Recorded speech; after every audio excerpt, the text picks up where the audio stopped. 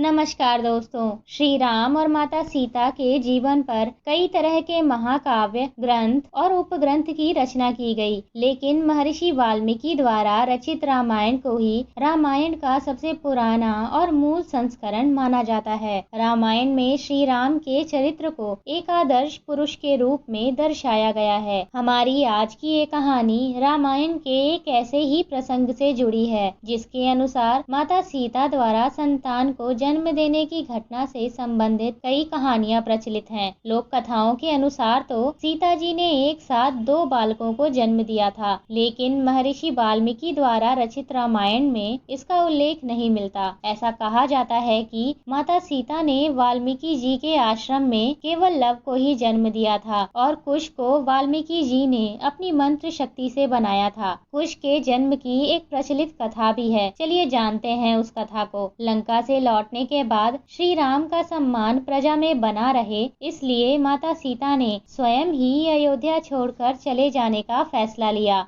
तब लक्ष्मण माता सीता को लोगों के जागने से पहले ही अयोध्या नगरी की सीमा पार छोड़ आए, जहाँ से महर्षि वाल्मीकि उन्हें अपने आश्रम ले गए। उन्होंने सीता जी को अयोध्या की सभी बातें भुलाकर एक सामान्य जीवन व्यतीत करने की सलाह दी। उस समय सीता जी गर्भवती थी, लेकिन प्रजा का ध्यान रखते हुए माता सीता ने एक आम सन्यासी का जीवन बिताने का निर्णय लिया। कुछ महीने गुजरने के बाद महर्षि वाल्मीकि के आश्रम में सीता जी ने एक सुंदर बालक को जन्म दिया। जिस पुत्र को सीता जी ने जन्म दिया उसका नाम लव रखा गया। लव के जन्म के बाद सीता जी का ज्यादातर वक्त उनके पालन पोषण में गुजरता था। आश्रम के अन्य लोग भी उनका ध्यान रखने में सीता जी की मदद करते थे। एक दिन माता सीता लकड़ियां लाने के लिए जंगल जा रही थी, लेकिन उन्हें ये चिंता थी कि लव को कैसे लेकर जाएं। इसलिए निकलने से पहले वो अपने पुत्र लव को वाल्मीकि जी की शरण में छोड़कर जा रही थी। उन्होंने वाल्मीकि जी से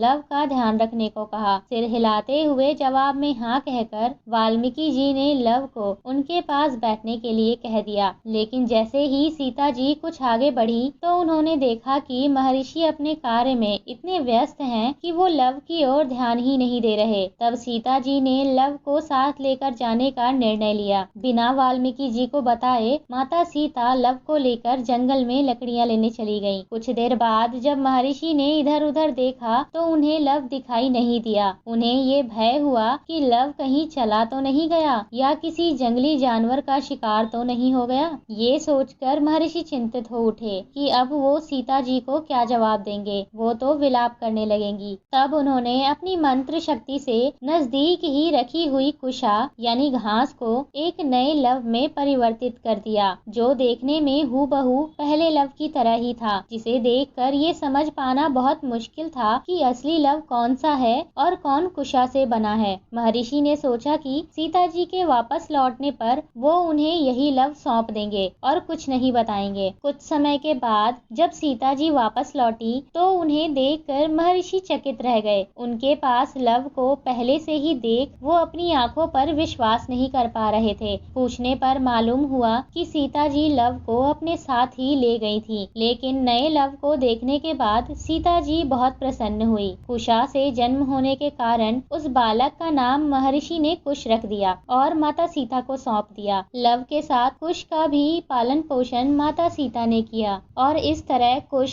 श्री राम और माता सीता की दूसरी संतान के रूप में जाने गए। वीडियो के अंत तक बने रहने के लिए धन्यवाद। स्टोरी पसंद आई हो तो वीडियो को लाइक, शेयर और हमारे चैनल से जुड़े रहने के लिए चैनल को सब्सक्राइब जरूर करें। जय श्री राम।